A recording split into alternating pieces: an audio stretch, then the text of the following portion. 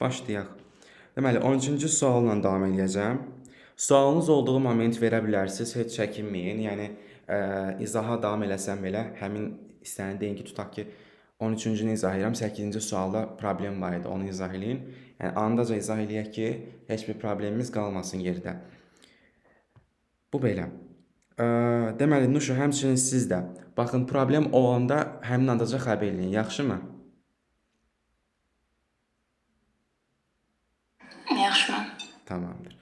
İndi 13-cü sualla davam edirəm. Deyir rəqəmləri müxtəlif ən böyük 8-lik say sistemindəki 5 rəqəmli ədədi 16-lıq say sistemində ifadə eləyin. Rəqəmləri müxtəlif olan ən böyük 8-lik say sistemindəki 5 rəqəmli ədədi 16-lıqda çevirməyim üçün burada hamısını birinci 10-luğa çevirib, ondan sonra 16-lığa çevirməyə gərək yoxdur. 8-likdən 2-liyə çevirib, onu 4-4 bölüb 16-lığa çevirə bilərik. O daha pratik üsuldur. Deməli, əvvəlcə gəlin ən böyük 8-lik say sistemindəki 5 rəqəmli ədədi göstərim. 8-lik say sistemindəki ən böyük rəqəm hansıdır? Ən böyük rəqəm 7-dir. Düzdürmü? Əla. Deməli, artıq mən 5 rəqəmli istəyirsə məndən və rəqəmləri pilosu müxtəlif deyirsə, onda mən nə etməliyəm? 7, 6, 5, 4, 3 şəklində yazmalıyam bunu. Deməli, artıq bu rəqəm nədir? 8-lik say sistemində ən böyük rəqəmləri müxtəlif olan ədəddir, 5 rəqəmli ədəddir. İndi bunu mən 1, 2, 4 qaydası ilə ikilik say sisteminə çevirəcəm. Ondan sonra 16-lığa çevirmək üçün sağdan başlayıb 4-4 böləcəm. Deməli, 7-ni 4-2-1 qaydası ilə şablon şəkildə düzəltsəm, 1-1-1 əmələ gəlir. Hardan bildik əməlin bu hardan çıxdı? Çünki, baxın, belə fikirləşin də, bizim ikilik say sistemində 2 rəqəmimiz var. Ya 0-dır, ya 1-dir. Əla. İndi, 7-ni düzəltmək üçün mən ya 0 yazmalıyım. Yəni 0 o demək ki, siqnal yoxdur. Amma 1 o demək ki, siqnal var. İndi mən 4-2-1 ilə necə 7 düzəldə bilərəm?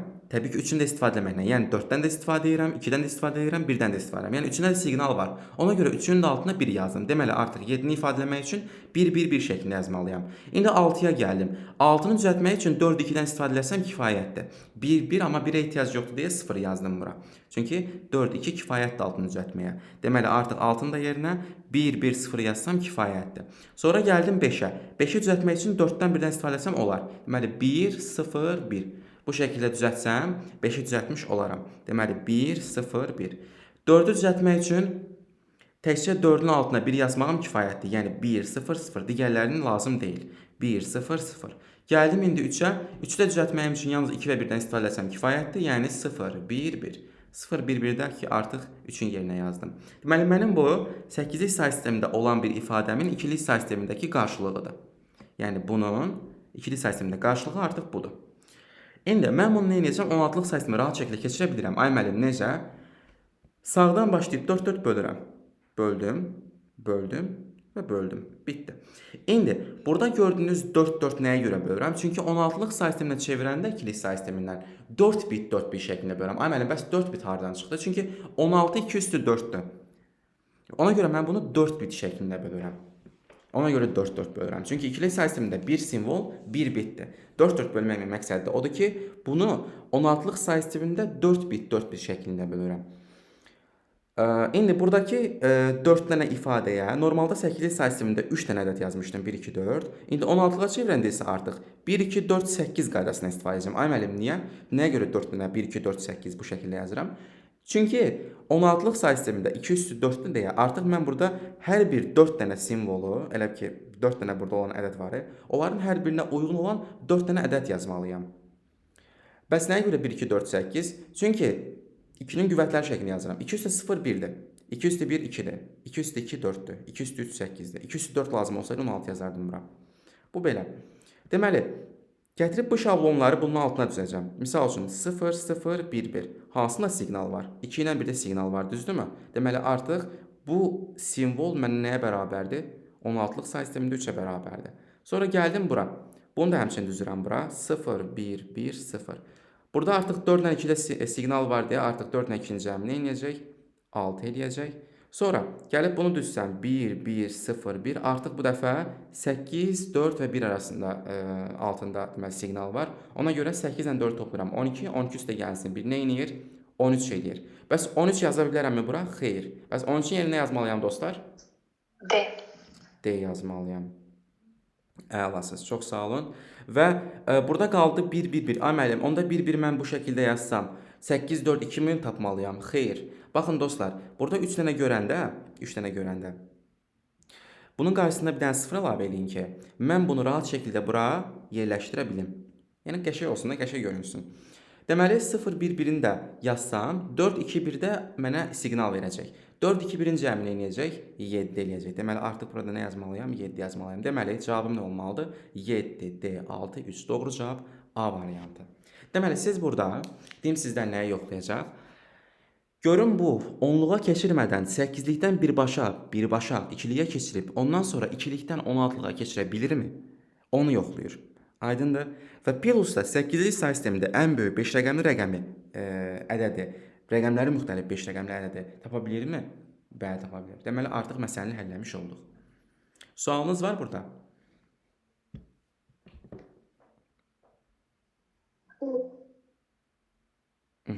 Tamamdır. Davam edirəm 14-cü sualına. Nə deyir? Pythonda yazılmış proqram fraqmentinin icrasından sonra ekrana nə çap olunur? Bir dənə söz var, Word State Exam Center və M bərabərdir hər hansı bir boş siyahı. Deməli, boş bir siyahı var onun içində. Yəni, M artıq boş bir siyahıya mənimsədilibdir. Və görürəm ki, S bərabərdir, həmin bu Word var, buradakı Word. Bu Word-ü split eləyir. Split nə idi? Susma halına görə, boşluqlara görə bölür.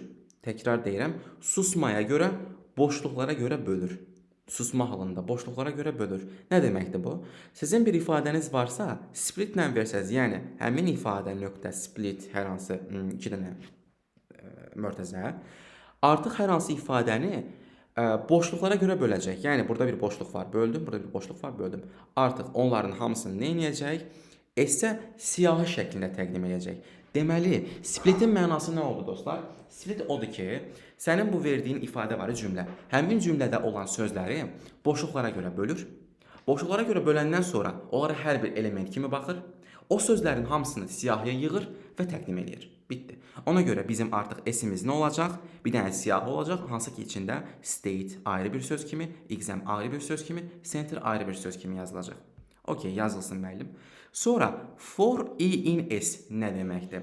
For i in s o deməkdir ki, həmin bu siyahı var, bu s siyahısı, hansı ki state, exam, center bu sözləri yazılmış siyahı var. O siyahıdakı hər bir elementi bir i-yə mənimsət.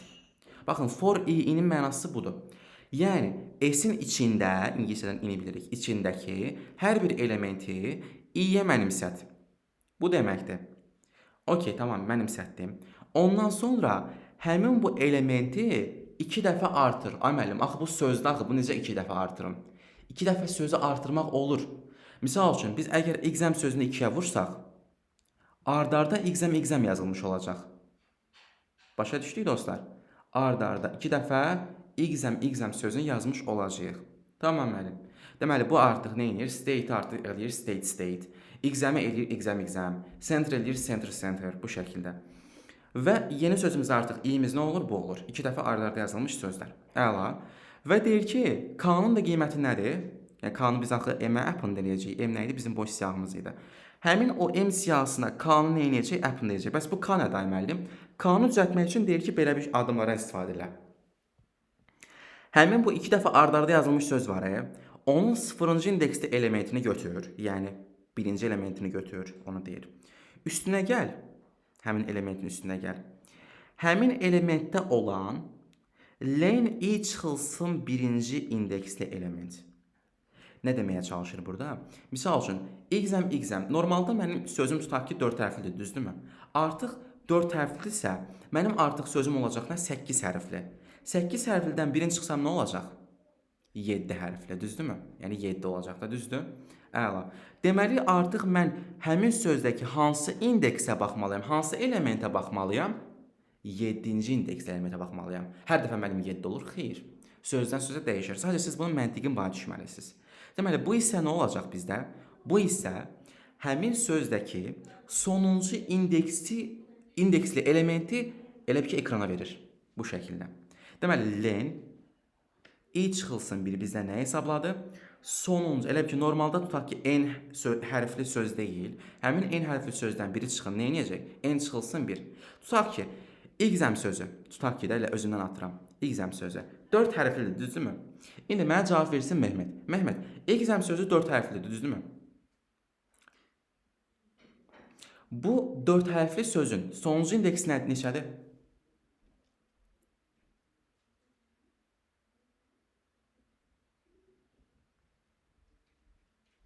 Mehmet. Tamam. Deməli, İqzəm sözünün sonuncu indeks elementi neçədir? Sonuncu indeks. Elementi necədir? M. Yo, indeksini soruşuram. Mən 10-cu 9. İndeksimiz 0-dan başlayır. İndi M'in indeksi neçə olacaq buradakı M'in? Oradakı M'in 4. 3 olacaq. 0, baxın. 0, 1, 2, 3 olacaq. Bəli. Yəni 3-cü indeksli element olacaq bu M. Aydındır? Deməli, söz 4 hərfli olsa da sonuncu indeks neçə olur?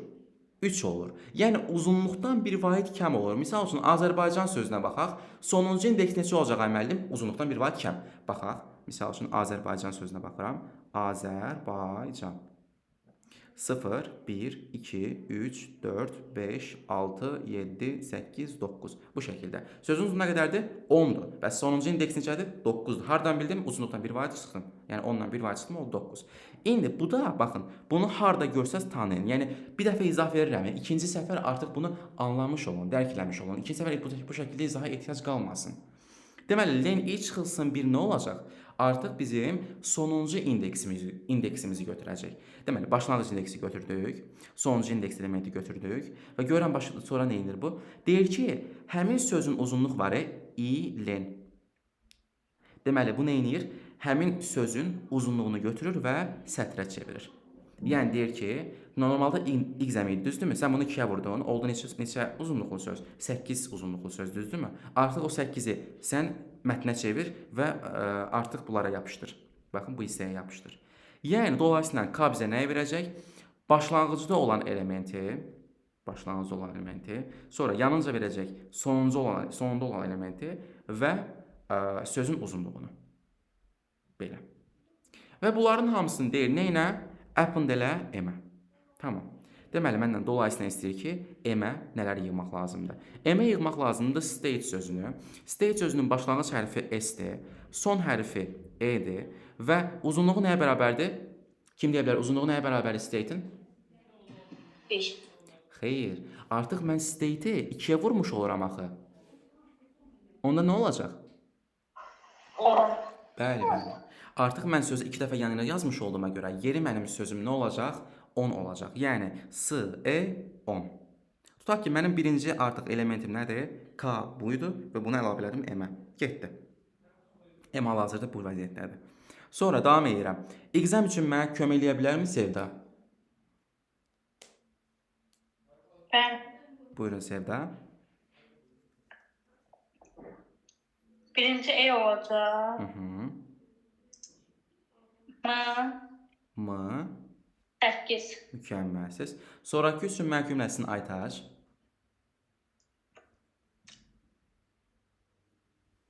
Aytac, buyurun. Mən bu qədər də yaxşı başa düşmədim, başım qarışdı, yəni. Tamamdır. O zaman soruşun. Təkrar soruşun ki, ay müəllim, orasını başa düşmədim və yaxud da ümumiyyətlə mövzu bitəndən sonra dərs bu bitəndən sonra soruşardınız istərsən. Baxın, deməli, buradakı əsas məqsəd nədir? Elə bil ki, hər bir elementi split edib yığırsınız. Aydındır Aytac. Səsi bağlamayın ki, mən sizinlə daima kontakt qura bilim. State, exam, center sözlərinin hər birini split edirəm. Split nə idi? Split o idi ki, siz bunu boşluğa görə bölün. State-ə ayrı, exam-ə ayrı, center-ə ayrı. Aydındır? Bəli. Əla. Onların hamısını yığıb nəyə əlavə eləyəcəm mən? S-ə. Düzdürmü? Bəli. Biz hal-hazırda baxın bu hissədəyik. Biraz highlight edəcəm. Baxın bu hissədəyik. Okey. İndi mənə deyir ki,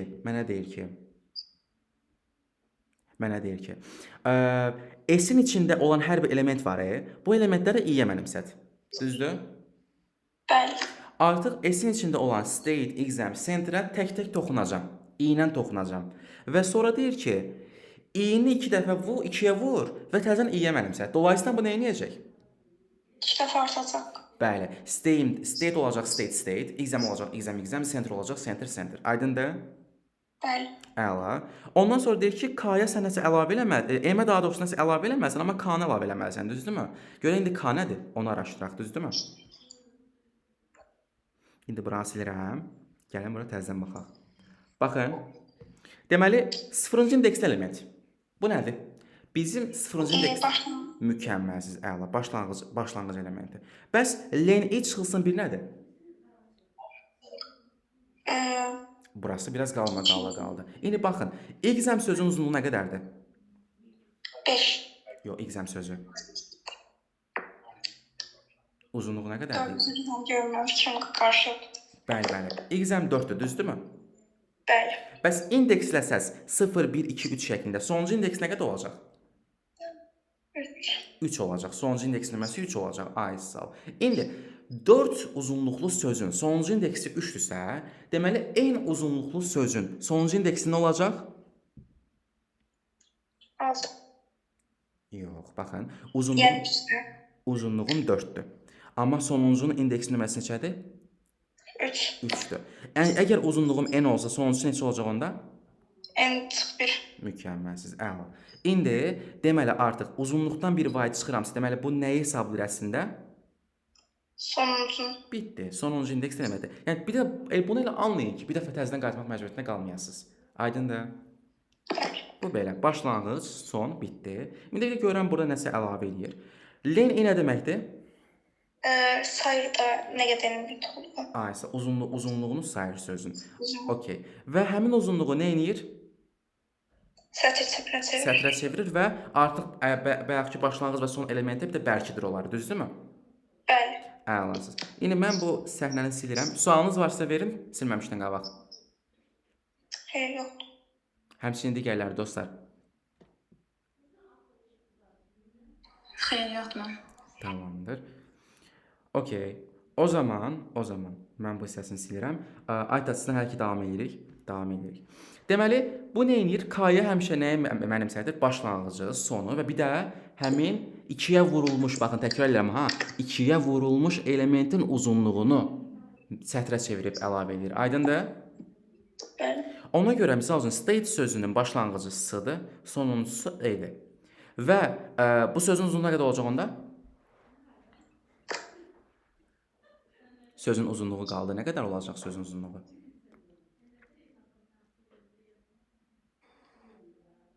Kimsə demək istəyirsə deyə bilər.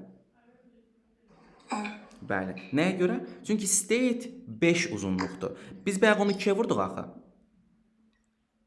Aydındır Aytaç? Üzrlüyəm, başım biraz qarışıqdır. Evdə biraz şey olur. Ona görə tam odaklana bilmirəm dərsə, yəni ona görə. Narahat olmayın, başa düşürəm sizi. Bu hissəsi aydındır? Bəli, aydındır. Deməli, artıq state sözünü 5-dir, 2-yə vurdum, oldu 10. Exam sözü e ilə başlayır. Baxın, bu 10. Bəli, 4-dür, 2-yə vurduq oldu 8 oldu. İndi center sözünə baxsaq, c ilə başlayır, e ilə bitir. 6-dırsa, 2-yə vuracam, olacaq nə? 12. Mükəmməlsiz, əla. İndi deyir ki, artıq bu m-i nə eləmək lazımdır? M-i plusla join eləmək lazımdır bir-birinə. Buradakı elementləri nə eləmək lazımdır? Join, yəni birləşdirmək lazımdır. Birləşdirmək. Bəli, toplayacaq sanki onları. Yəni S10 topla, M8 topla, C12. Bitdi. Artıq mənim son görünən vəziyyətim budur. Aydındır? Bəli. Bu da belə. Kimə aydın deyil dostlar bu sual? Maraqlı sual idi. Həm join öyrənmiş olursunuz, həm indeksləmə öyrənmiş olursunuz, həm 2-yə vuranda sözü nə olur bu şəkildə. Split öyrənmiş olursunuz. Kimə aydın deyilsə desin, təzədən baxa bilərik. 15-ci sual Excel sualını əslində Excel dərsində keçmişdik. Bu sualı atmışdım sizə. Amma yenə də üzərindən keçək. Və mənə kömək eləsin Nigar. Buyurun Nigar. Mən burada Şərt oxuyaq əvvəlcə. Buyurun. elektron cədvəlin eyni səhifəsində müxtəlif fraqmentlər təqdim olunmuşdur. A2 və 2 xanallar diapazonu seçərək bir sətrə aşağı götürülür. A2 və 2 aşağı götürüləcək. Onda A3 B3 olacaq. A3 olacaq sum P29, P31. Deməli, siz artıq dediniz ki, bir vaid mən bu A2, B2-ni aşağı köçürsəm, sətr bir vaid aşağı sürüşür deyə artıq 28 olacaq 29, P30 olacaq nə? P31 olacaq və buradakı nə olacaq? D1 olacaq, D2 üstə gəl, C də olar 1. Bəs bir nəyə görə dəyişmədi? Niyə 2 olmadı? Qarşısında da olar var, mütləq. Mükəmməlsiz. Bölünsün 2. Əla. Bitdi. Davam eləyək. Sonra P31-də bizdən dili köçürmədən sonra D3 xanasında hansı qiymət olar? D3 tapmaq üçün A1, C3 cəmini tapmalıyıq. Ona görə A3, B3-ün qiymətini hesablamalıyıq. A1, C3. A1, C3, aha. Onda A2, B2, A3, B3 bunların hamısının qiymətini hesablamalıyıq. Bəli. Birinci A2-ni hesablamalıyıq. P28, P30. O eləyir, onun cəmi eləyir 30. Yəni ki, buranı hesablayacağıq və siz deyirsiniz ki, P31 hesablayaq, düzdürmü? Aha. A1 vur 2, 12 üstə gəl. 18. D1 nə qədərdir? 12 çıxılsın 6, düzdür? O da deyəcək nə? 18. Mükəmməlsiz. A2 tapmaq üçün P28-dən P30-a qədər diapazonların cəmi tapırıq. 12 üstə gəl, 10 üstə gəl, 8, 20. 20, bəlkə 30? 30. Sonra B2, D1 üstə gəl, C1. 12 üstə gəl, 22 bölü 2, 11. Aha, burası 11. A3, P29, P31-in cəmidir. 12 üstə gəl, 10 üstə gəl, 18, 40. 12, 10, 18, 40. Əla, bunda qiyməti 40 eləyir. Bir də bu qaldı axı. Üstədə D2 üstə gəl, C1 bölü 2-dir. D2-nin qiyməti D1-ə bərabərdir. Elə o da 11 eləyir. Yəni B3-ün qiyməti 11-dir. Əla. Bizdən A1, C3 soruşur deyə bunların hamısını cəmləyirik. 6, 30, 36, üstə gəl 40, 76, üstə gəl 14, 80, 90, 90 üstə gəl 10, 11, 11, 22, 100, 12, 112 üstə gəlsin 10, 122. C variantı. Kimə hansı hissə aydın olmadı dostlar? Çox sağ olun Nigar. Kimə hansı hissə aydın olmadı? Tamam. Yəni deyirəm, sualınız varsa verə bilərsiniz. Gəlirik 16-cı tipli suala. 16-cı tipli sual çox maraqlı sualdır həqiqətən.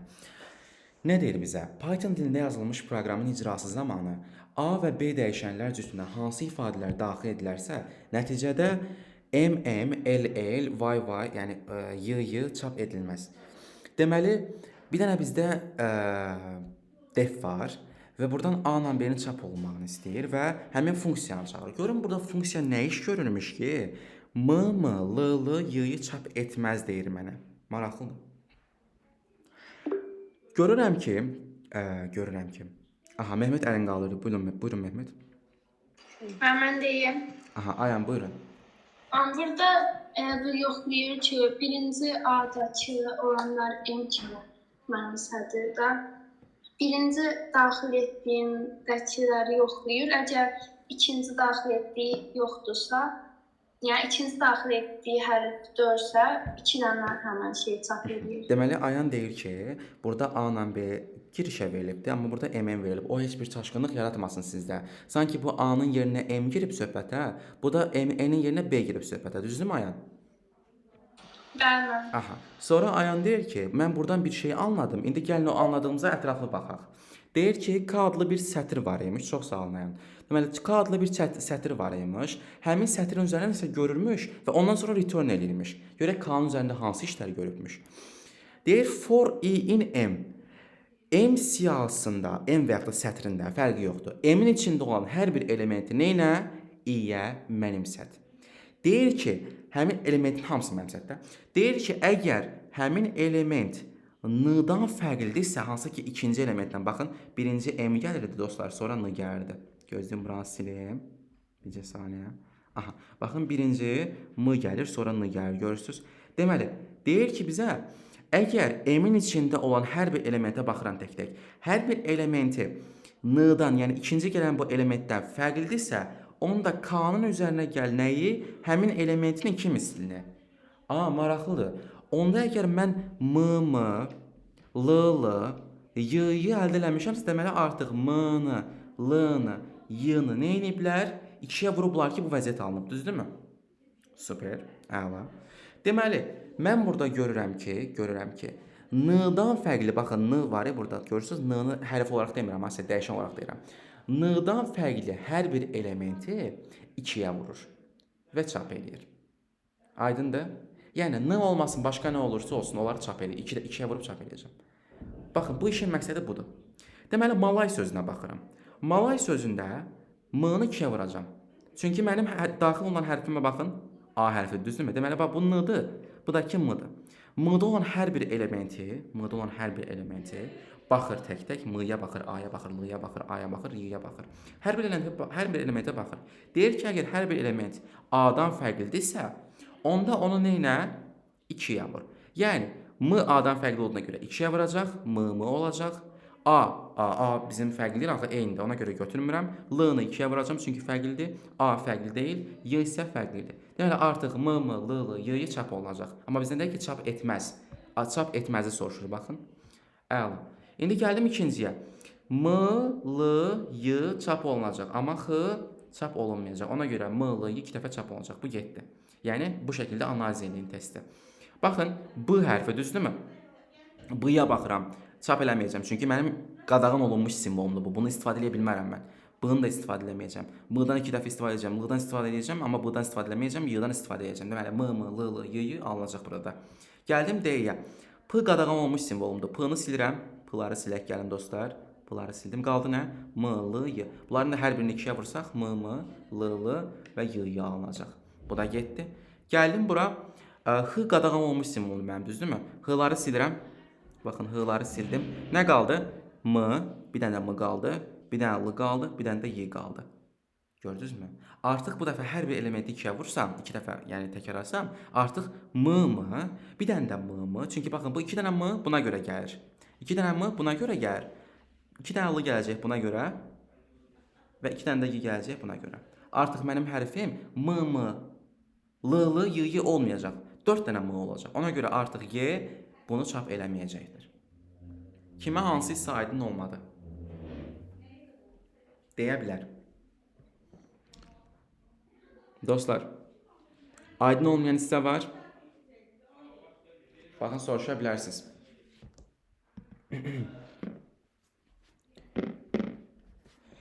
Okey. Tamam. Bu da belə. Sonra gəldik 17-ci suala. Baxın, istəsəz, yəni, ümumiyyətlə sualı baya düşməsəz, təkrar izah edə bilərəm. Axtarış sistemində bəzi sorğular və həmin sorğular üzrə internetin müəyyən bir hissəsində tapılmış səhifələrin sayı verilmişdir. Yəni, sorğu hissəsi var, səhifələrin sayı var. Yadda saxlayın dostlar, bu internet bölməsinə aiddir. İnternet bölməsinə aid bir sual düşür. Ya bu şəkildə düşür, axtarış sorğu, ya da ki, sürət məsələsi düşür. Hal-hazırda imtahandakı sual sorğu məsələsidir. Bu sualı yazmağınız üçün sizin çoxluqlar bölməniz yaxşı olmalıdır riyaziyyatdan. İndi, nə görürəm burada mən? Görürəm ki, bizə saniyə, ulduz işıqlar burada, ulduz alimlər var, okey. Görürəm ki, mənə belə bir sorğu veribdir, səhifələrin sayı veribdir. Tutaq ki, ulduz sorğusunu axtarsam mən internetdən 70 dənə səhifə çıxacaq, alimlər üçün 140 dənə səhifə çıxacaq, hər nəysə. Və deyir ki, bunun içərisində or əndlərdən istifadə olunubmuş. Baxın, burası da çox önəmlidir. Or odur ki, ulduzla alimlərin nəticələrini toplayıblar. Or toplama deməkdir. Amma əndi isə kəsişmə deməkdir. Aydındır? Bir dənə onda məntiqi sual verim sizə. Sualı verəcəm Uğur'a. Uğur, sizcə, ulduz, yaxşı, gəlin ulduzdan deməyək. A or B, burada nəticə çox olar, yoxsa A and B-də nəticə çox olar, axtarışa versəz? Bir dənə baxın, fikir verin. A and B-də çox olar məncə. Aha. Deməli, baxın, belə fikirləşin. A bir xüsusiyyət olsun. Tutaq ki, bir dənə cizgi film qəhrəmanı var və yaxud da obraz var, hansı ki, animasiya qəhrəmanıdır, hər nəsə. Marvel qəhrəmanıdır tutaq ki. Bunun sürətli qaçma bacarığı var. B-də olsun çox güclü, nə bilim, danışma bacarığı olsun. Deməli, güclü qaçma və danışma bacarığı. İndi sizcə biz həmin o animasiya qəhrəmanlarını axtarışa versək, iki bacarığı bir insanda axtarsaq daha çox nəticə alarıq, yoxsa olsa olar, olmasa da olar? Sizcə hansına daha çox nəticə alarıq? Olsa olar, olmasa da olar. Bəli. Çünki iki xüsusiyyəti, baxın, həyatda da belədir. Siz hər bir şeyi, sizə deyirəm dostlar, hər bir şeyi, hər bir xüsusiyyəti bir adamda axtarsaz, onu tapa bilməyəcəksiniz. Çox az adam olacaq. Aydındır? Yəni 2, 3 və ya da daha çox xüsusiyyəti, nə bilim, bu olsun, bu olsun, bu olsun, eyni adam tapa bilmərsiniz onu. Ona görə nəticə həmişə nə olacaq? Az olacaq. And bizə az nəticə verir. Amma or isə çox nəticə verir. Misal üçün, yaxşı insan olsun, təvazökar olsun, belə. İndi, insanları axtarışa versəz əgər siz, yaxşı və təvazökar insanları ikisini eyni anda tapa bilmərsiniz. Yəni, yaxşı dediyim odur ki, hər şeydə bacarıqlı olanda, bacarıqlı və təvazökar insanları eyni anda axtara bilmərsiniz. Yəni, çox az adam çıxacaq qabağınıza. Bəlkə də axtarışırsınız 200 nəfər. Çünki iki xüsusiyyətini eyni adamda tapmaq çətindir. Amma bir insan yaxşı olsun, təvazökar olmasın və yaxud da təvazökar olsun, yaxşı olmasın, nə qədər adam var ona uyğun. Bacarıqlı o qədər insan var ki, təvazökar deyil. Təvazökar o qədər insan var ki, bacarıqlı deyil. Aydındır? Yəni, or və əndin fərqini bu şəkildə anlaya bilərsiniz. Kimə aydın deyil, dostlar? Uğursa aydın oldu? Bəli. Orla əndin mənası baxın budur. Yəni, or nə edir sizdə? Or birləşdirir. Təvazökar insanlarla yaxşı, bacarıqlı insanları birləşdirir. Amma ənd isə yaxşı ilə bacarıqlını eyni anda sizdən istəyir. Ona görə də kəsişdirir. Bu da belə. İndi, mən bunu silirəm. Və başlayıram sualı izah eləməyə. And orun mənası budur və bu dediyimə aid sual düşür, ona görə uzadı izah elədim. Belə. İndi gəldim nəyə? Bu sualı izah eləməyə. Baxın dostlar, bu sualı yazmaq üçün dediyim kimi çoxlar bölməniz yaxşı olmalıdır. 3 dənə elementim var mənim. Ulduzlar, alimlər və işıq. Başqa heç bir elementim yoxdur. 3 dənə müxtəlif elementim var. Ona görə siz bu sualları Euler-Venn diaqramı ilə həll etməlisiniz. Baxın, Euler-Venn diaqramını çəkirəm. Bu şəkildə çəkdim. Dəqiq müəllim bu şəkildə çəkilir. Bəlkə bu formada da 3 dənəsi. Bəlkə beləymiş. Onu bilməyiniz üçün qrafı analiz eləməniz lazımdır. Amma bir dənə sual verim Zeynəbə. Zeynəb, sizcə, baxın, bu qrafla, bu Euler-Venn diaqramı ilə aşağıdakı Euler-Venn diaqramı arasındakı fərq nədir?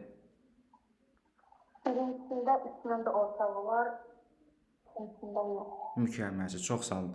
Deməli, birincisində hər birinin ortağı var ən azından. A ilə B-nin də ortağı var, B ilə C-nin də ortağı var, A ilə C-nin də ortağı var.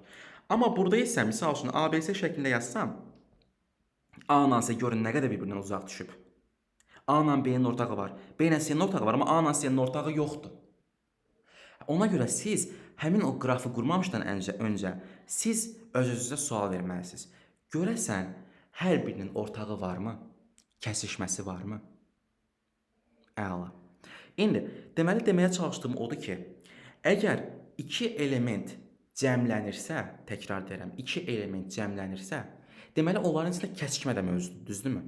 Təkrar deyirəm. Baxın, deməyə çalışdığım nədir? Riyaziyyatdan adi bildiyiniz bir düstur var. N, A ilə B-nin birləşməsi bərabərdir. N-A üstə gəlinsin, N-B çıxılsın, N-A ilə B-nin kəsişməsi. Ən azından bu düsturu bəlkə də bilərsiniz. Heç olmasa güvən testlərində falan görmüsünüz də, kitablarında görmüsünüz. Okey. Burada nə deyir bizə? Deyir ki, sən iki elementi toplasan, onların kəsişməsini çıxmalısan ki, sənə birləşməsini versin. İndi sual gəlir kimə? Sual gəlir Nuşuya. Nuşu, eşidirsiniz mənim? Bəli, eşidirəm. Aha. İndi baxın, deyirəm ki sizə, A ilə B-nin birləşməsi cəmi var, A ilə B-nin cəmi. Mənə nə vaxt onların birləşməsini verər? Bir dənə məntiqə fikirləşin. Baxın, A ilə B-nin birləşməsi. Mənə nə vaxt onların... İkisində də eyni elementlər olmayanda. Yəni, ay malades, halaldır sizə. Yəni, eyni element yoxdursa, deməli, kəsişmə nəymiş? Sıfır.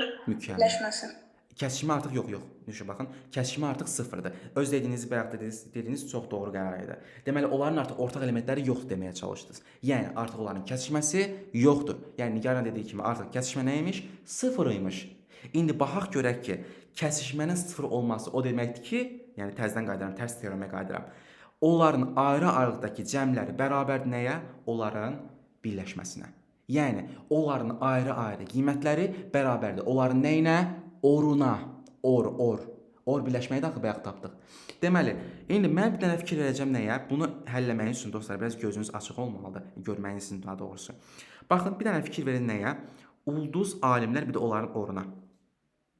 Ulduzla alimləri toplayın. 70 ilə 140 toplayın. Nə edir? 210. 210. Cəmi ilə 210 imiş. Deməli artıq bunların kəsişməsi yox imiş, düzdürmü? Deməli artıq mən hansı cədvəldən istifadə edəcəm? Bu ikincidən istifadə edəcəm. Başa düşdük dostlar? Baxın, bir dənə izaha tam ətraflı qulaq asın, digərlərini özünüz elə necə gəldi, lazım gəldi yazın. Bir dənə izah, vəsiyo. Yaxşı? Ona görə də ən azından nə qədər sualınız varsa bu sualda soruşun. Bura qədər kimin problemi var? Deməli, baxdım ki, ulduz alimlərə bir dənə nəzər yetirdim. Gördüm ki, ulduz 70-dir, alimlər də 140-dır. Bunların cəmi mənə verir oru. Nətər olur? Axı bunların kəsişməsi də olmalıdır ki, yəni oradan isə çıxmalıyam da kəsişməsi də olmalıdır bunların. Amma görürəm ki, 70 ilə 140-ın cəmi yox, mənə 210 verilmiş. Bunun hamının cəmi mənə birbaşa bunu verilmiş. Deməli, bu ortalıqda yoxdur. Bu ortalıqda yoxdur ki, ona görə mən bunların kəsişməsi yoxmuş. Deməli, artıq ulduzla alimlərin nəyi yoxdur? Kəsişməsi yoxdur. Artıq mən bundan yox, ikincidən istifadə edəcəm. İndi gəldim aşağıdakı cədvəllərdən birini seçib məsələni həll etməyə. Artıq yəni çox məsələ aydınlaşdı, yəni asanlaşdı. Bir dənə oranı görmək lazım idi. Deməli, ulduzla alimi bir-birindən uzaq tutacağam. Gəlin bura ulduz yazaq. Burada alim yazaq. Onda ortaya qalacaq nə? İşıq. Okey. İndi baxıram ki, ənd verilibdir mənə, bəli verilibdir. Baxın, əndə qaçına dostlar, çünki ənd çox asanlaşdırır işinizi. Ənd çünki müəyyən bir hissəni xarakterizə eləyir. Alimlərlə işığın kəsişməsi 30-dur deyir mənə. Bura 30-dur. Bəs alim nə qədərdir? Alim 140-dır. Əgər alim 140-dırsa, bura 30 gedibsə, bura nə qədər qalacaq? 110 qalacaq. Getdi. Sonra başqa baxıram nəyə? Görürəm ki, bircə saniyə. Deməli, ulduzla işığın birləşməsi var, bəli var. İndi bir dənə bura fikir verin. Biraz çıxılmazı da qoyur sizə bu sual, amma biraz daha fikir verin, daha çox fikir verin. Ulduzla işığın birləşməsi haranı göstərir? Buranı göstərir, düzdürmü? Baxın bu hissəli, düzdür? Ay sağ ol. Ulduzla işığın birləşməsi 140-dırsa və burada 110-dursa, onda bunların cəmi mənə nəyi verəcək? Üçünün birləşməsini, düzdürmü? Bir dənə fikir verin. Deməli, ulduzla işığın birləşməsi ay müəllim mənə buranı verirdi. Mənə bu hissəni verirdi. Və burada kənarda qalan isə alimdir, 110-dur. Müəllim, axı alim 140-dır, nətər oldu? Alimin ancaq alim olduğu hissə, baxın buradır. Bura 110-dur. Amma bilirəm ki, toplamda alim də nədir? Alim də 140-dır. Amma mənə lazımdır, ümumi toplam lazımdır. Ümumi toplam lazımdır. Yəni, işıq or, ulduz or, alimlər. Və burada görürəm ki, ulduz və işığın birləşməsi nə qədərdir? Sualın özündə verib mənə. 140. Tamam. Bəs alim nə qədər? Təkcə alim. 110. Bəs onların ikisinin cəmi nəyi verəcək mənə? Bir dənə baxın, ümumi portretə baxın. Ümumi rəsm baxın buradadır. Gözləyin. Baxın, ümumi rəsm baxın budur. Budur rəsm. Bu ümumi rəsm tapmaq üçün ulduz işığın cəmi ilə bu təkcə alim olan hissəni cəmləsəm kifayətdirmi? Bəli. Deməli 140-la artıq 110 cəmləsəm cavab nə edəcək? 250 edəcək. Doğru cavab da B variantı. Biraz görmək lazım tələb edən sual idi. Sualınız var dostlar burada? İstənilən sualı verə bilərsiniz.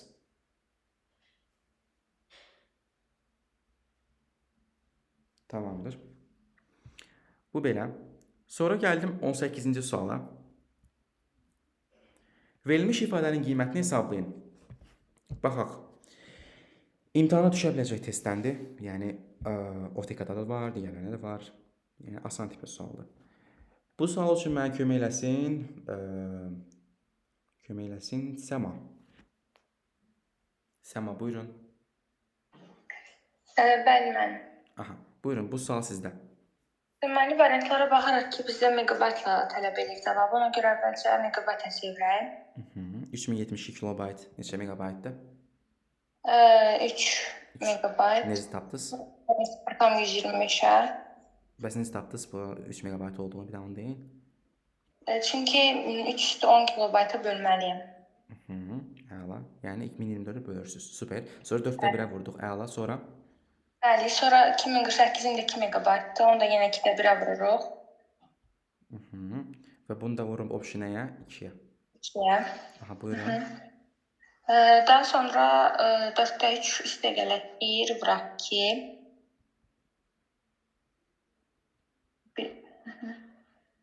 Sonra O da eləyir 7. Yox, 7 yox, bir dəqiqə. deməli 6. 4-də 7 vurulsun 2, o da necə 3/5. Bəli. B variantı. Özüm hesablamıram deyə burada ora baxıram deyə biraz. Narahat olmayın. Bəli. Əsas olan hissə hansıdır burada? İnformatika ilə bağlı. Elə kilobayt, Bəli. megabayt söhbət. Kilobaytı megabayta çevirməkdir, bitdi. Çox sağ olun. Bu da belə. Gəldim 18, 19-cu tip suala. Çox bəyəndiyim sualdır bu həqiqətən. Düşəcək, yəni mütləq şəkildə düşəcək. Nə vaxtsa elə bir an yoxdur ki, bu düşməsin. Elə bir sistem yoxdur ki, bu düşməsin. Düşməyib amma düşəcək. Ondakı artıq hazırlıqlı olmalısınız siz. Çünki dərslikdə var. KSG-də mən şəxsən KSG-də 8-ci sinifdə mən bu sualı yazmışam KSG-də. Deməli baxıram suala. Deyir Qarabağ Azərbaycandır cümləsi yazıldığı kompüterin yaddaşında ən az nə qədər yer tutar? Maraqlı cümlədir. Ən azı nə qədər yer tutar? O deməkdir ki, yəni sən əlifbanı özün qur. Sən bir simvol, bir bayt demə, ASCII demə, Unicode hərrəmə. Sən əlifbanı özün qur. Yəni ən az əgər yer tutmağını istəyirsənsə, ən az simvollardan istifadə elə. Aydındır sizə? Yəni artıq əlifbamızı özümüz qururuq. Hər hərfdən bir dənə götürəcəyik də. Bəli, hər hərfdən artıq bir dənə götürürük. Qarabağda mən neynirəm M hərfini istifadə edeyim? Neynirəm ki, əlifbama mən M hərfimi yerləşdirim? Qarabağda ancaq Q hərfi var, A hərfi var, R hərfi var. İkinci A hərfinə gərək yoxdur. Çünki A hərfimi azadın əlifbama istifadə elədim. Sizin klaviaturanızda yəqin ki, ikinci A hərfi yoxdur da, böyük hərf və kiçik A hərfindən söhbət getmir. İkinci A hərfi yəqin ki, yoxdur. Deməli, Q, A, R, B, bir də Q. Всё. Bu hərflərdən istifadə olunub. Bir dənə də boşluq simvolu. Sonra böyük A, Z, Ə, R istifadə eləmişəm artıq. B-yə baxıram, istifadə eləmişəm artıq. A-nı istifadə eləmişəm. Y, C yoxdur, əlavə elədim. A var, N yoxdur, istifadə edirəm. Sonra bu C hərfidir. Bircə saniyə, bu göy getsin. Aha. Deməli, C hərfidir bu. Sonra N, D, I, bir də Nida. Bitdi. Bu boyda simvolum olsa kifayətdir. Mən bu cümləni yaza bilərəm. Başqasına ehtiyac yoxdur. 1, 2, 3, 4, 5, 6, 7, 8, 9, 10, 11, 12, 13, 14, 15. 15 dənə simvolla mən rahat şəkildə bu cümləni yaza bilirəm. İndi sual gəlir kimə? Sual gəlir Mehmetə. Mehmet. Mehmet, əgər mənim 15 dənə müxtəlif simvolum varsa, bir simvolun tutduğu həcm nə qədərdir? 1 bit. 1 bit, 4 bit. 4 bit. Niyə? Deməli, niyəsini isə artıq mənə cavab verəcək. Niyəsini cavab verəcək Zeynəb. Buyurun Zeynəb. 4 bit. Bəli. Çünki 3 bit olarsa, bu arada səsiniz Zeynəb yenə elə gəlir, yəni sanki quyunun dibindən gəlir. Bir baxmışsın Yusuf quyuda. Hə, deməli 3 bitlə kodlaşdırsam 2 üstü 3 nə qədər eləyir? 8 eləyir, düzdürmü? Aha. İndi mən 15 əlifbam 15-dir. Mən bu 8 ilə nə edəcəm? Bilet ala biləcəm, ala bilməyəcəm. Ona görə bu 2 üstü 4 olmalıdır ki 16 manatımla qəşəng 15 manata alım, 1 manatdakı çayboy verərəm. Belə. Deməli artıq mən 4 bitlə kodlaşdıracağam, 3 bitlə yox. Deməli mən buradakı hər bir simvolu nə edəcəm? 4 bitlə kodlaşdıracağam. İndi baxıram görün neçə simvolum var burada. 1, 2, 3, 4, 5, 6, 7, 8, 9, 10, 11, 12, 13, 14, 15, 16, 17, 18, 19, 20, 21, 22. 22 dənə müxtəlif simvol, 22 dənə simvolum var və hər biri də 4 bitlə kodlaşdırılırsa 88 bit eləyir. Amma cavablarda yoxdur. Nə olsun, canın sağ olsun. Bunu bölərsən 8-ə, çevirərsən bayta. Yəni 8-ə bölünən nə eləyəcək? 11 bayt eləyəcək. Doğru cavab nədir? B variantıdır. Bu qədər bəsit. Aydındır dostlar. Kimisə sualı varsa verə bilər. Bu da belə. Gəldik 20-ci suala. 20-ci sual if-lə, eliflə bağlı qəşəng sualdır. Bu sualı sizin ixtiyarınıza buraxıram. Təxmini bu sual üçün 2 dəqiqə vaxtınız var. 21:07-də sizdən cavabları gözləyəcəm. Şəxsi də mənə cavabları göndərərsiniz. 20-ci sual sizdədir. Nuşo, siz Python keçmişsiniz? Mən keçmişdim. Python keçmişsiniz. Əla, onda bu sualı da yaza bilərsiniz də. Siz də yazın həmçinin. Şəxsi də mənə göndərəcəksiniz. Hər kəs aktiv olsun. Bu sualı bir nəfərə yazdıracağım. Okay, cavablar gəldi artıq.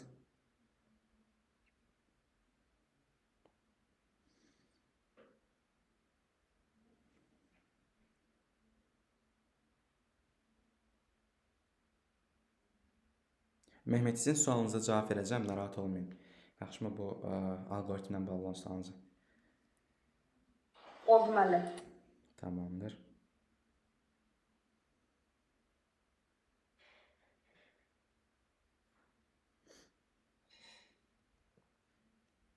Okay.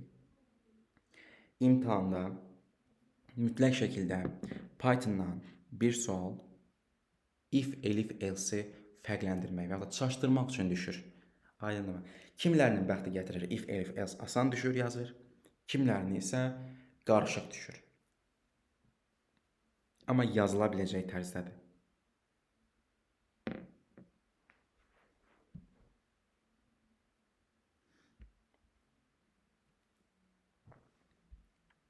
Deməli, mənə Zeynəb göndərməyib. Aha, göndərdi indi.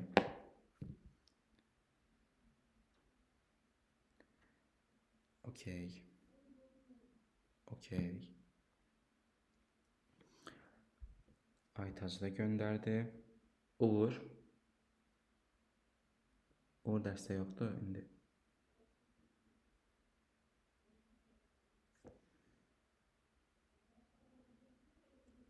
Tamamdır. İndi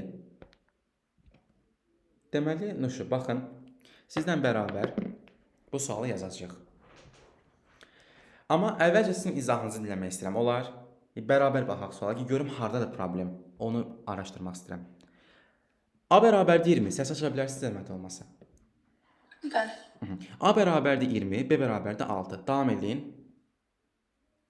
Birinci şərt ibarətində soruşur ki, 20-nin 6-ya qalıb 2-yə bərabərdir. Bərabərdirmi? Bərabərdir? Aha. Onda artıq bu else getdi bloka, düzdürmü? Bəli. Tamamdır. Gəlin indi bunun için araşdıraq. A-nın tam hissəsi B-yə tam hissəsi 2-dən böyükdürmü? Aha, 3-dür. Böyükdür. Ona görə A bərabərdir, açıqlasın B. Bəli, artıq bu else də getdi bloka. Onda A-nın qiyməti nə olacaq? 14. A-nın qiyməti 14-dür. Artıq cari vəziyyətimiz nədir? A-nın qiyməti 14-dür, B-nin qiyməti 6-dır. Davam eləyək. Bu elifə düşəcəmmi? Xeyr. Niyə düşmürəm? Baxın, bu ayrı bir sınaqdır. Bu bir ayrı bir imtahandır. Bu ayrı bir imtahandır. Aydındır? Elif olsaydı düşməzdi ya müəllim. Niyə? Baxın, bu elif olsaydı mən düşməzdim. Çünki bu işlədi axı. Bu başqa bir elif olsaydı mən düşməzdim. Axı bunun ifi düşdü axı, işlədi axı. Ona görə düşməzdim. Amma artıq burada düşməliyəm. Çünki bu ayrı bir, başqa bir şeydir. Başa düşdünüz? İndi başlayırıq buradan. A, B-dən, baxın, problem elə buradaymış. A, B-dən kiçikdir, düzdür? Xeyr. Ay, sağ. Gəlsə gedərək. Bəli. Davam. A-dan B-ni çıxdıqda 5-dən böyükdür, bəli. B bərabərdir A-nın 2-yə tam hissəsi, yəni 7-yə. Deməli, B bərabərdir A-nın A hissəsi 7-yə. Artıq bu else düşmürəm. Deməli, artıq B-nin də yeni qiyməti nədir? 7-dir. 7. A 14, B 7. Əla. Bəs onda C-nin qiyməti nə olacaq? 21. Bitdi. Doğru cavabın nədir? B variantıdır. Çox sağ olun, təşəkkürlər. Bu belə. Gələk 21-ci suala. 21-ci suala çox maraqlı sualdır. Deyir, istifadəçi, bunu anlamayan oldu dostlar. Okey. Davam edirəm. Deməli, Uğur deyəcəkdim, üzr istəyirəm. Uğur, siz bu sualı yazmışdınız. Mənə göndərmədiniz. Hayır. Baya düşdünüz. Hayır. Tamam. 21-ci suala başlayıram. İstifadəçi bildik sözünü gizli saxlamaq üçün üzərində bəzi dəyişikliklər etdi. Deməli, üzərində gizli bir nəsə dəyişikliklər edibmiş. Deyir, əvvəlcə K1 addımı ilə şifrləyir. Okey. Sonra sözü 3 bərabər hissəyə bölür və ikinci hissəni silir. Tamam. Daha sonra digər hissələri ilkin sözdə olduğu ardıcıllıqla yazır və tərsinə çevirir. Daha sonra digər hissələri ilkin sözdə olduğu ardıcıllıqla yazır və tərsinə. Okey. Nəticədə Q, O, O, H sözü alınarsa, ilkin söz yalnızca K2 bərabərdir K1 bölünsün 2 addım ilə şifrlənsə, hansı nəticə alınacaq? Deməli artıq burada baxın nə baş veribdir. Deyir ki, əvvəlcə K1 addımı ilə şifrləyir. Sözü 3 bərabər hissəyə bölür, ikinci hissəni silir. Onda birlik sözünü mən 3 bərabər hissəyə bölsəm, nə olacaq? Belə bir vəziyyət olacaq, düzdür? Deməli artıq mən ikinci hissəni silsəm, nə qalacaq məndə? B-I, I2. Düzdür? Bu belə. İndi əvvəlcə deyir ki, ilkin mənə sadəcə nə lazımdır? Deyir ki, nəticə lazımdır. Hansı nəticə lazımdır? K2 addımı ilə şifrləyəndən sonraki nəticə lazımdır. Yəni ilkin söz var, birlik sözü. Həmin sözü K2 addımı ilə şifrləmək lazımdır. Amma K2-ni tapmaq üçün də K1-i tapmam lazımdır. Deməli K1-i tapmaq üçün də görürəm ki, bu hansı sözü, elə ki, hansı simvola çeviriblər. Aydındır? Deməli, birlik sözünü 3 hissəyə bölürəm. Görürəm ki, B, R-lı, I2 bu şəkildədir. Və R-lını hissəsini silirəm, çünki deyir ki, silmək lazımdır. Və qalan bu B-I, B-I və I2-ni deyir ki, ilkin sözdə olduğu ardıcılıqla, yəni bu ardıcılıqla yazmaq lazımdır. Okey, yazdım. Deyir ki, B, I, I2. K addımı ilə, K1 addımı ilə şifrlənib olub nə? Q, O, O, H. Düzdürmü? Bu şəkildə olub. Deməli, istənilən birini götürün. Fərqi yoxdur. İstənilən birini götürün. Ya istəyirsiniz B-ni Q-ya çevirin, ya istəyirsiniz I-ni O-ya çevirin. Heç bir problem yoxdur. Ya istəyirsiniz K-nı H-ya çevirin. Q-O-O-Q tərsinə çevrilib. Biz Q-O-O-Q eləməli deyilik. Tərsinə çevirib hətta. Burada gördüm. Bəli, tərsinə çevirik. Kim dedi bunu? Nigar. Nigar, çox sağ olun. Təşəkkürlər diqqətinizə görə. Deməli, biz bunu hətta tərsinə də çevirməliyik. Ona görə biz bunu Q-O-O-Q yox, H-O-O-Q şəklində yazmalıyıq. H-O-O-Q. Bu şəkildə yazmalıyıq. Onda artıq mən, gəlin elə birbaşa B-dan H-ya keçək. Deməli, B-dan H-ya görün neçə addımdır? Görürəm ki, 1, 2, 3, 4, 5, 6. Deməli, artıq K1-in qiyməti nə imiş? 6 imiş. Onda K2 neçə imiş? K2 3 imiş. Deməli, artıq mən birlik sözünü nə eləməliyəm? Birlik sözünü 3 addımı ilə K2 bərabərdir. 3 addımı ilə nə eləməliyəm? Şifrləməliyəm. Yəni, B-ni 3 addımla şifrləsəm, B-dan C-ya, C-dan D-ya, D-ya, D-dan E-ya. Birinci E ilə başlamalıdır. Elə hamısı E ilə başlayır. İkinci böyük ehtimal ki, L-dır hamısında.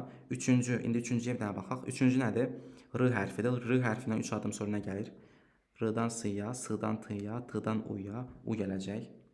L-U haradadır? Bu getdi, bu getdi. Sonra biz hansına baxaq. U-dan sonra böyük ehtimal ki, O gələcək, çünki hamısında O var. Sonra 5-ci hərfə baxaq. 5-ci hərfin mənim nədir? İ hərfidir. İ-dəki keçdi nəyə? L-ya keçdi. Ona görə də doğru cavab nə imiş? A variantı imiş. Aydındır? L-U, O-L. Başa düşdük dostlar bu sualı? Bəli. Baxın, şifrləmə maraqlı mövzudur. İmtahana da mütləq şəkildə düşür. İnformasiya prosesləri və informasiya təhlükəsizliyi ümumiyyətlə bir bölmədir. Və imtahan da onların ikisindən yalnız bir dənə sual düşür. Hərəsindən bir dənə yox ha, ikisindən bir dənə. Ya düşür şifrləmə, hansı ki bu informasiya təhlükəsizliyinə aiddir. Ya da düşür informasiya prosesləri, xassələri, nə bilim, növləri, tipləri. Bu şəkildə nəzəri sual düşür. İndi burada bu şəkildə düşür. Belə. Növbəti suala keçirəm. 22-ci sual. Çox maraqlı suallardandır. Deyirəm ki, yaxşı başa sala biləcəm bunu. Nə deyir mənə? Deyir, Python-da yazılmış proqram üçün S-in hansı ən kiçik ilkin qiymətində Proqram nəticə olaraq 60 ədədini çap edər. Deməli mən çap eləyəcəyim ədəd nədir burada? 60 ədəddir. Deməli n neçəymiş? Aha, Mehmet əlin qaldırdı. Mənlə eləyək. Olar, siz nə eləyək? Deməli çap olunacaq ədəd nəymiş Ayan? 60. 60 imiş. N nəymiş? 60 imiş. Bəs n-in başlanğıc dəyəri neçəymiş? 36. Deməli bu proses zamanı neçə vahid artıbmış 36-dan 60-a? 24. 24 vahid artım olubmuş. Onda sizcə bu neçə dövrü baş verib? Dövr. Neçə? 8. Bəs hardan bildik? Hər dəfə üstünə üst gəlir. Mükəmməlsiz. Deməli artıq hər dəfə üzərinə 3 gəldiyimə görə 24 vahidi artıbsa əgər, bu deməli 8 dəfə dövr baş veribmiş ki, hər dəfə 3 vahidi, 3 vahidi, 3 vahidi arta-arta 24 vahidə gəlib çatıbmış. Əla, çox gözəl. Yəni burada 8 dövrün baş verdiyini artıq mən nə etdim? Bildim. Bəli. Davam edirəm. Məndən soruşur ki, S-in hansı ən kiçik ilkin qiymətində? İndi öz-özümüzə sual verirdik. Deyirdik ki, buradan mən ən az yoxsa ən çox tapa bilərəm? Buradan ən çox tapa bilərik. Ən çox möhtəşəmsiz, əla. Çünki bu bərabərsizlikdən biraz riyaziyyatımızı işə salsaq, görərik ki, ən az tapmaq mümkünsüzdür. Nigar deyəcək -1000, Uğur deyəcək ki, -trilyon. Nuşu da deyəcək ki, -katrilyon. Görürsüz, sonsuz saydadır. Yəni şey yoxdur, ən kiçik yoxdur. Deməli burada nəyi tapmaq olar? Ən böyük tapmaq olar. Məndən bəs nə istəyir? Ən kiçik. Deməli bu mənim işimə yaramır, düzdür? Əksini yazmalıyım. Ay sağ ol. Deməli artıq mən bunu nə etməliyəm? Əksini yazmalıyım. Yəni S artıq S 2050-dən kiçiyin əksi nədir? S 2050-dən Böyük bərabər. böyük bərabərdir. Möhtəşəmsiz. S də İndi hər dəfə 2-yə. bəli, bu S hansı S imiş ki, bunu ödəmir, bunun əksini ödəyir. S 208-ə vurub ən sonda. Ən sonunda bəs niyə 8-ə vuruq? Bəs niyə 207 yox? Çünki 8 dövrdə çıxır. Bəli. Baxın əsas məsələ də budur. Baxın buna aid YouTube-a video atmışam. Çox maraqlıdırsa əgərsə, həqiqətən deyirəm. Orada dərin analiz vermişəm. Gedin onu izləyin mütləq şəkildə. Alqoritmlərə aiddir. Pythona da aid izləyə bilərsiniz. Yəni onu da paylaşacağam. Baxın məsələ nədir burada? İnkardır, düzdürmü? İnkarda mən 8 dövrümü işlətməliyəm yoxsa 7 dövrümü işlətməliyəm? Niyə? Çünki baxın, proses 8 dövrü baş verir, düzdür? Aha. İndi mən sizdən sual soruşuram Ayan. Sizcə mən bura 8-ci dövrün nəticəsindən girə bilərəmmi? Xeyr. Xeyr. Çünki artıq 8 dövr bitib və bu sonuncu dövr idi. 8-ci dövrün nəticəsindən mən bura girə bilmərəm çünki 9-cu dövr baş verəcək. Ona görə mən bura ən sonuncu girə biləcəyim hansı dövrün nəticəsidir? S burası 208.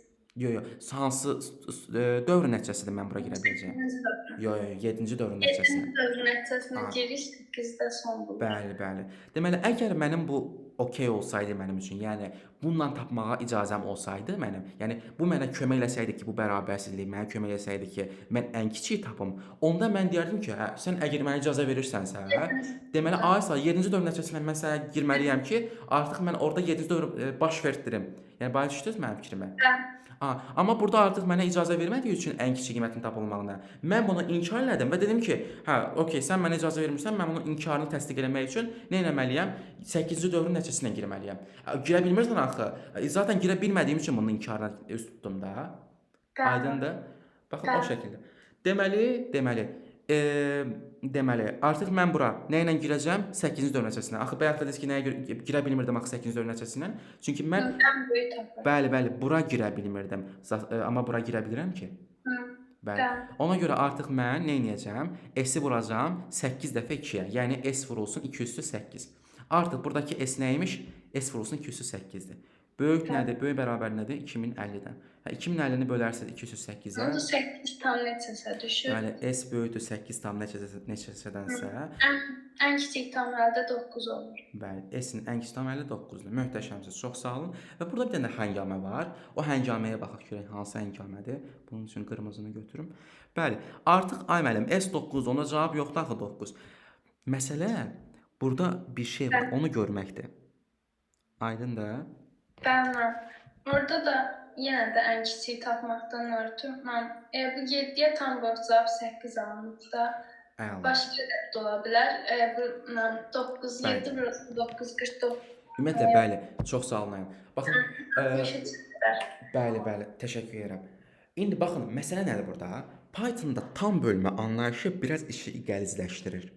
Tutaq ki, Uğur deyir ki, ay müəllim, 5-i 3-ə böləndə cavab nə edir? Daha sonra 15-i 3-ə böləndə cavab nə edir? Deyir ki, 5 eləyir, düzdürmü?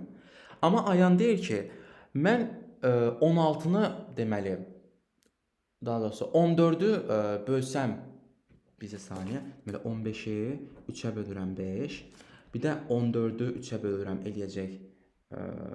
Yox, 14 yox, 16-nı. 16-nı 3-ə bölürəm. Hə. Tutaq ki, Uğur mənə deyir ki, 15-i mənim 3-ə böləndə cavab 5 alınır. Nuşu da mənə deyir ki, mənim 16-nı da 3-ə tam böləndə axı cavab 5 alınır. Nə deyirəm, doğrusuz da. İkiniz də doğrusuz. Yəni tam bölmədə cavabı 5 alan 3 dənə versiya var. Metr olaraq müəllim o. 3 dənə versiya var. Yəni bir ədədi siz 3-ə bölsəz, cavabı 5 ala biləcəyiniz 3 dənə versiya var. Hansıdır? 15 3-ə bölünür. Cavab 5 düşür. Qalıq neçədir? 0. Qıraqda qeyd aparın, istəyirsiniz mən buraya yazım.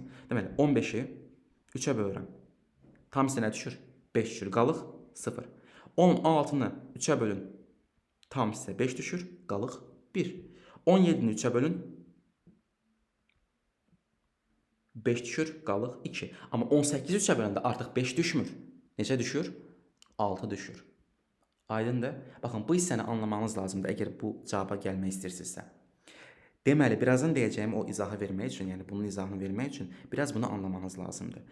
15-i 3-ə böləndə tam hissə 5 düşən 3 dənə versiya var. Bir 16 var, 17 var, 16 var, 15 var, 16 var və 17 var. Aydındır? Nə demək istədiyim sizə çatdı dostlar? Yəni deməyə çalışdım odur ki, siz 5 qismətini almaq istəyirsinizsə, 3-ə bölmədə alınan 5 qismətini almaq istəyirsinizsə, ya sizin qalınız 0 olmalıdır, ya 1 olmalıdır, ya da 2 olmalıdır. Əla. İndi sizdən soruşur ki, S plus 1-in 7 bölməsindən alınan tam hissə neçədir? Bayaq tapdıq nə? 9. Düzdürmü? Əla. İndi soruşuram mən Səmadan. Səma. Bəli. İndi bir şey soruşum sizdən. S plus 1-in 7 bölməsindən alınan tam hissə, baxın diqqətlə qulaq asın. S plus 1-in 7-yə bölməsindən alınan tam hissə, əgər 9-dursa, onda S plus 1 minimum nə qədərdir? 63. Bəli. Bəs maksimum nə qədərdir? Maraqlı sualdır. Yox, maraqlı sualdır. Baxın, baxın görürsünüz 15 də, 16 da, 17 də 3-ə bölməsindən alınan qalıq nədir? Tam hissə nədir? 5-dir, düzdür? Amma birində qalıq 0-dır, birində qalıq 1-dir, birində qalıq 2-dir. Çünki 3-ə bölmüşəm axı, 3-cü qalıq ola bilməz. 3 qalığı, 4 qalığı yoxdur. İndi əgər sizdən minimumu soruşsa, deyin ki, müəllim, qalıq 0-dır, ona görə üzərinə 0 gələcəm. Amma əgər sizdən sorsam maksimumu ki, S plus 1 neçə olmalıdır ki, 7-yə bölməsindən alınan qalıq 9 olsun, deyəcəksiniz ki, artıq bəli, deyəcəksiniz ki, artıq 7 vurulsun 9 müəllim 63 eləyir. Amma tutaq ki, qalıq birdən oldu 6, onda cavab 69. Çünki 69-u həqiqətən də 7-yə bölünün, tam hissə düşəcək. Tam hissə düşəcək 9, qalıq düşəcək 6. Mənə tam hissə lazımdır ki, 9 olsun. Bu izaha başa düşdünüz dostlar. Bir nüans varsa deyin, Səma, baxın, istədiyiniz bir nüans olsun, fərqi yoxdur. Deyin, onu təzədən izah edə bilərəm. Mən bəs axırda yerinə 60-ı qoyub bir dala qayıtmaqla yazmaq olmazmı? Siz sanki tamam fərqli yoldan izah elədiniz. Deməli, 60-ı qoyub dala qayıtmaq. Yəni deyirsiniz ki, tutaq ki, 60-dan başlayayım, mən 7-yə bölə-bölə gedim, düzdür? Və görüm hansına 9 alınır, elə? Yox, məsələn 60-dan yuxarıda verilirdi ki, n bərabər n plus 3, deməli n-in sonuncu qiyməti 60 edir. Hə, siz burada bildim.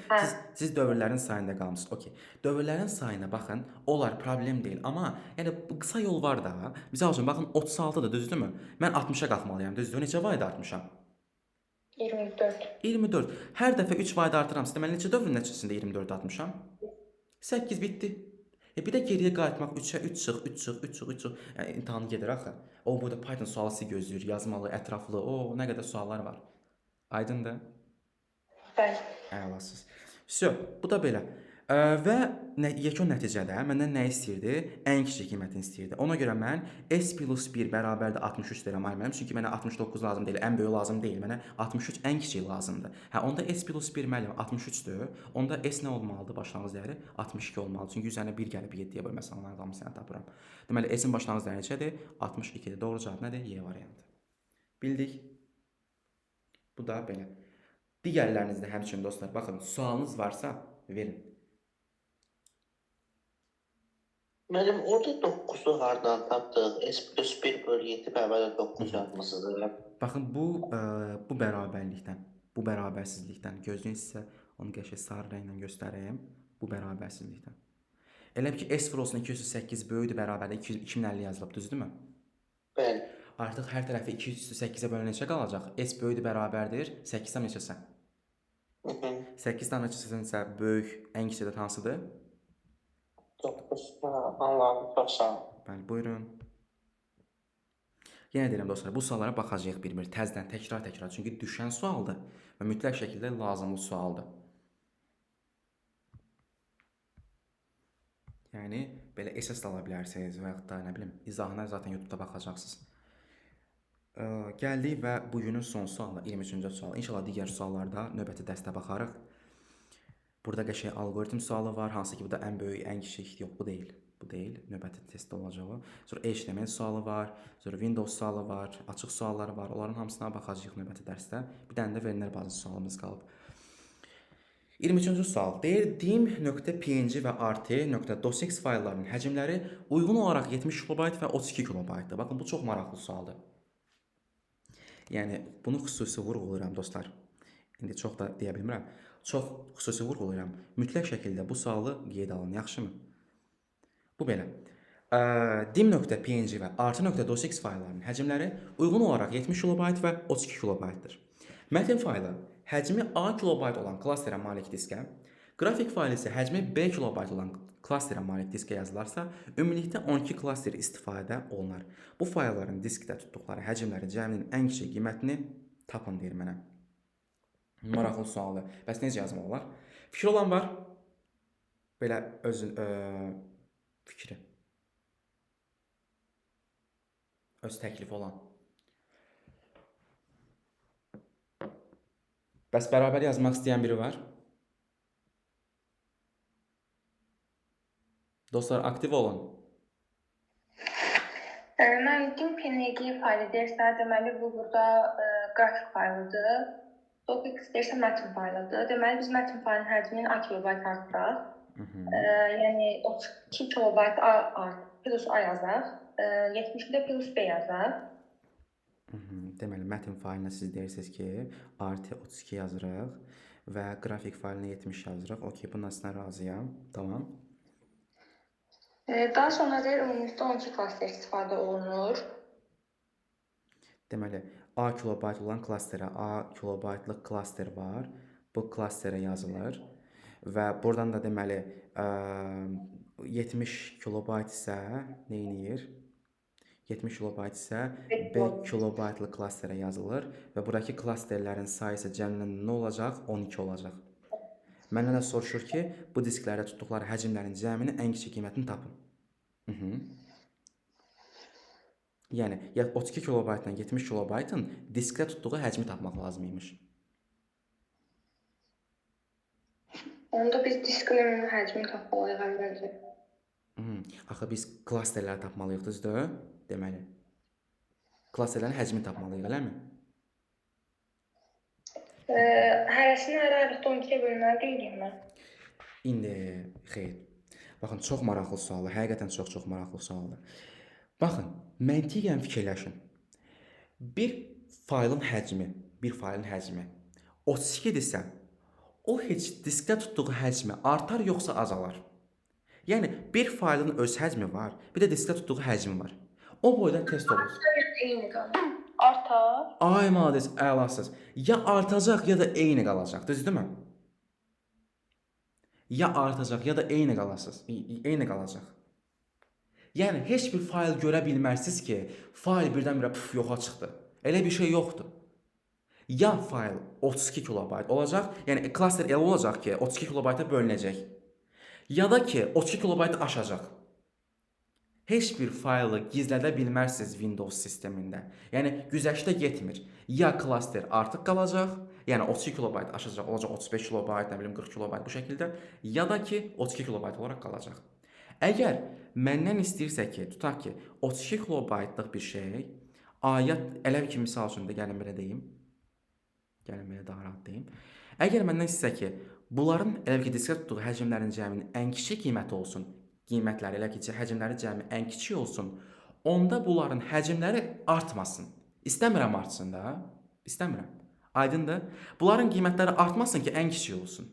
Başa düşdünüz? Yəni siz bu klasterlərin sayı deyil 12-dir. Neyiniyim 12-dir? Maraqlı deyil. 12-dir də, hə, nə olsun? Mənə lazımdır bu klasterlərin həcmləri ki, elə klaster həcmi seçim ki, 32-də tam bölünsün, 70-ə də tam bölünsün. Heç bir əlavə klaster boşa hədər getməsin. Heç biri artıq qalmasın. Nə qiyməti həcmi artıq qalsın, nə də ki, yəni çox aşıb daşmasın. Başa düşdünüz? Mənə lazım olan bu A ilə B nə olmalıdır? Deməli, A ilə B-nin elə bir şey olması lazımdır ki, 32-yə və 70-ə bölünməlidir. Əgər 6 kilobayt olsa, onda 6 klaster tutur da. 32-ni 6-ya bölə bilirsiniz. Əgər hə, onda çox yer olur. Bəli. 8 deyin. 8 deyin olsun 4. Bəli, bildim.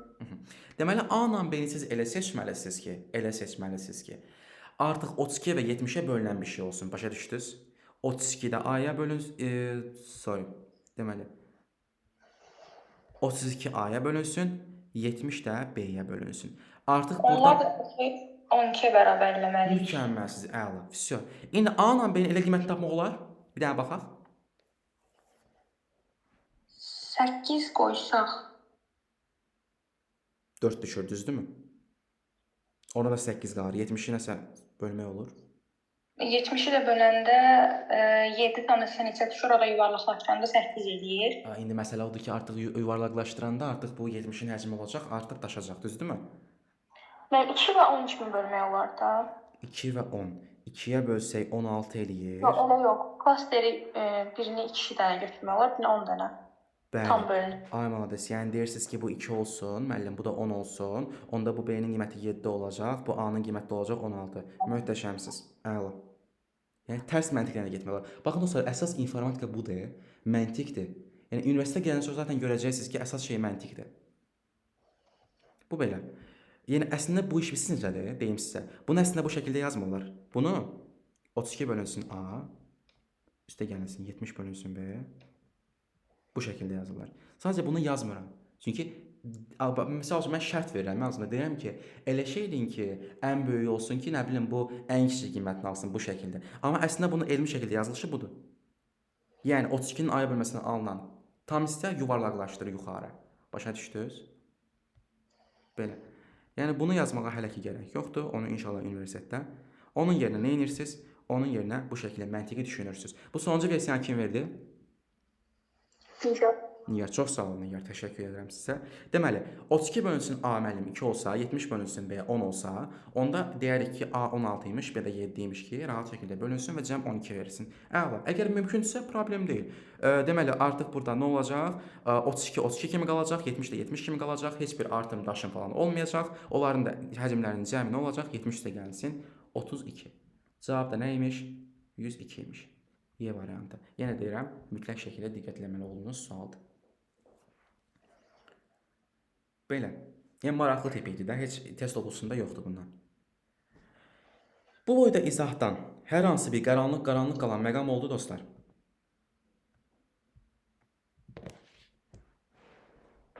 Baxın, istənilən bir fikriniz varsa deyə bilərsiniz. Ki, müəllim, bu olsa daha yaxşı olardı. Bunu belə yazmaq olmazdımı?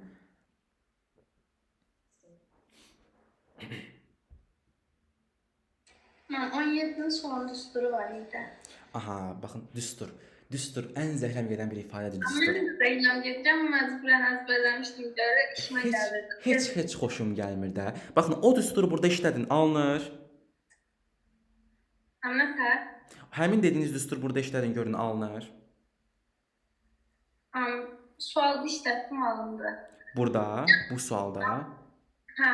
Ciddisiz? Ha, onda düstur Yəni işlədim. uğur tərəfində Düstur deyil, aslında hamısının ayrı-ayrı cəmi bərabərdir. Hamısı 2-2 əncləri. Baxın, mən sizə inşallah test toplumumuzdan, bizim müəllif olduğumuz test toplumumuzdan sizə bu bölməni, baxın, bu düstur eləyinizə görə həqiqətən çox sağ olun. Sizə həmin bölməni sırf PDF-ini göndərəcəm və ya da çəkib göndərəcəm. Onu işləyib mənə düsturla hamısını işləyib mənə göndərərsiniz zəhmət olmasa. Olar? Mən düsturdan elədiklərim də olur, eləmədiklərim də olur. Ay, Amma olar. Bir cədvəl olanları amma düsturdan asan da olur da, yəni tez bitir. Hə, tez bitir, düzdür. Amma yenə dediyim kimi mən heç vaxt düstur bəlkə də qorxduğumdandır, bilmirəm, bəlkə də yadda saxlaya bilməməyimdəndir, amma düstur istifadə eləmirəm. Mən də Zeynəm gedirəm, amma belə mənim məcburiyyətimi görə yaxşı olmuşdu. Olar. Onda həmin düsturu deyim, mən buraya yazım, dostlarımız da istifadə eləsin. Mən ayrı-ayrı çoxluqların cəmi, məsələn, A üstəcək, B üstəcək, C 3 dənə olan dildə eynən üstəcək, N, C bərabər idi. N A-dan B-nin kəsişməsi. Onu dəqiqləşdirib mənə deyin, deyin də olar. Atım istəyirsiniz. Olar, atın. Elə qrup atın. Kimsə nəsə fikir bildirirdi. Buyurun. Dostlar, fikir bildirən var idi.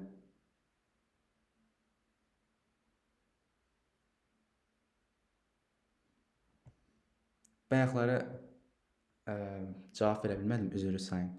Kimsə fikir bildirirdi. Okey. Belə.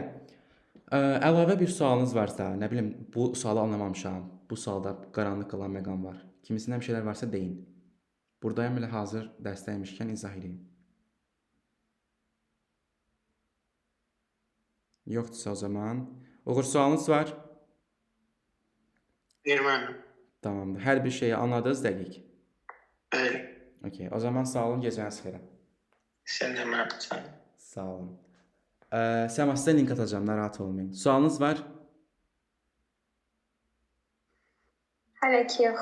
Yoxdur. O zaman Amma 23 biraz məndə qarışıq qaldı. 23. Bəli. 23. Aha.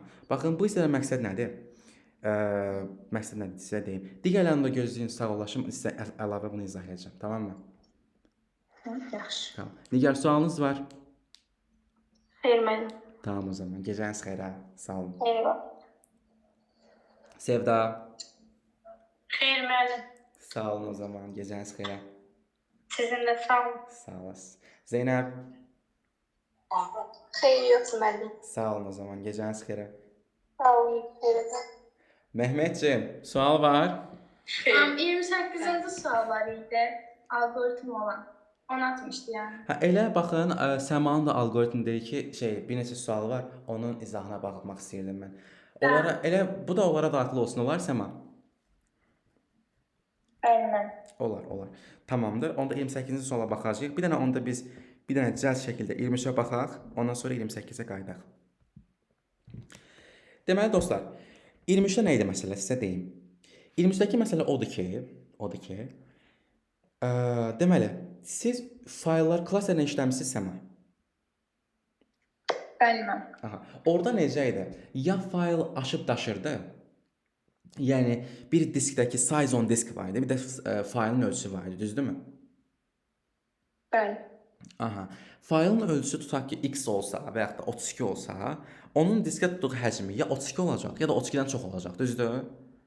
Bəli. Yerləşməyəndə, klasterə yerləşməyəndə artıq qalır axı, düzdürmü? Bəli. Əlasız. Yəni ya 32 olacaq, ya 5-ə bölünəndə bölünmür deyə 35 olacaq, bu şəkildə.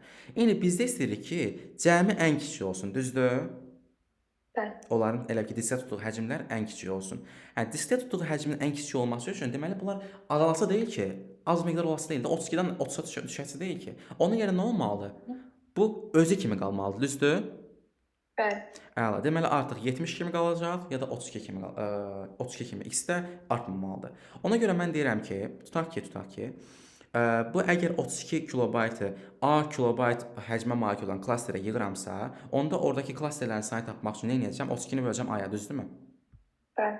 Aha, 70 də həmçinin B ilə 5 kilobayt olan klasterə yığıramsa, orada olan klasterlərin sayını tapmaq üçün 70-i böləcəm B-yə, düzdür? Bəli. Deməli 32 bölünsün A plus 70 bölünsün B. Nəyə bərabər olacaq klasterlərin ümumi sayı? 12 klaster. 12 bəli. Əla. İndi mənim təklifim o idi ki, görün bu bərabərliyi ödəyən A ilə B-nin natural qiyməti var. Və Nigar dedi ki, müəllim, deməli mən əgər bura 2 versəm, burada 10 versəm, ümumi qiyməti A, yəni A-ya B-yə yox, ümumi 32 bölünsün A-ya 2 versəm, onda A olacaq 16, 70 bölünsün B-yə də 10 versəm, onda B olacaq nə? 7. Mənə A ilə B-nin qiymətinin ən kiçik olmağını soruşmur. Məndən soruşan odur ki, 32 70 olduğu kimi qalsın. Onda A 16 olacaq, B 7 olacaq. Bunu deyirəm ki, təsdiq edirəm ki, bu bərabərliyi ödəyən var. Ona görə bərabərliyi ödəyən olduğuna görə artıq həmin həcmlərin cəmi nə olacaq? 12, daha doğrusu 102 olacaqdır. Çünki 70 olduğu kimi qalır, 32 olduğu kimi qalır. Həcmlərin cəmi nə qədərdir? 102. Bəs bizdən cəminin ən böyük qiymətini soruşma ehtimalı varmı? Orası bilirsiniz nədir? Dəhşətizm. Ən böyük qiymətini soruşsa, dəlinin biri bilirsiniz ki, klaster alacaq. Elə bir klaster alacaq ki, elə bir sadə ədəd olan klaster alacaq ki, həcmi sadə ədəd olan. Artıq nə 70-ə bölünəcək, nə 32-yə bölünəcək. Başa düşdünüz? Bəli, mən buradan belə məntiq çıxartdım ki, bizdən məsələn ikisi də kilobaytla verilibsə əgər həcmlərin, axırda da həcmlərin ən kiçik qiymətini istəyirsə, ilk başda onları toplayıb yazmaq daha məsləhətlidir, eləmi? İndi hansı şərt daxilində? Təbii ki, əgər bu şərti ödəyən A ilə B-nin qiyməti varsa. Əgər yoxdursa, elə bir qiymət tap ki, ən ölüsü olsun, başa düşdünüz? Yəni 32 cüzi miqdarda artsın. Bildiniz necə? Bəs 12 klasterdə yoxdur, 13 klasterdə desəydi, yenə onunla 3 formasından göstərəcəkdi, yoxsa? İndi 13 desəydi, 13-ü də elə formada bölüşdürməyə çalışın ki, misal üçün baxın, elə formada bölüşdürməyə çalışın ki, 32-ni nəyəsə böləndə həmin o qiyməti versin. Baxın, 2-ni verirdi, düzdürmü? Və yaxud da 70-i nəyəsə böləndə 10-u verirdi, düzdürmü? İndi 13-ü də elə formada bölüşdürməyə çalışın ki, həm 32-yi nəyəsə böləndə 10-u versin, həm də 70-i nəyəsə böləndə bunu versin. Aydındır? Aha, aydındır. Mükəmməl. Əla. Sual bitdi də, düzdürmü burada? Bəli. Okay, o zaman mən rekordu bağlayayım. Bir saniyə.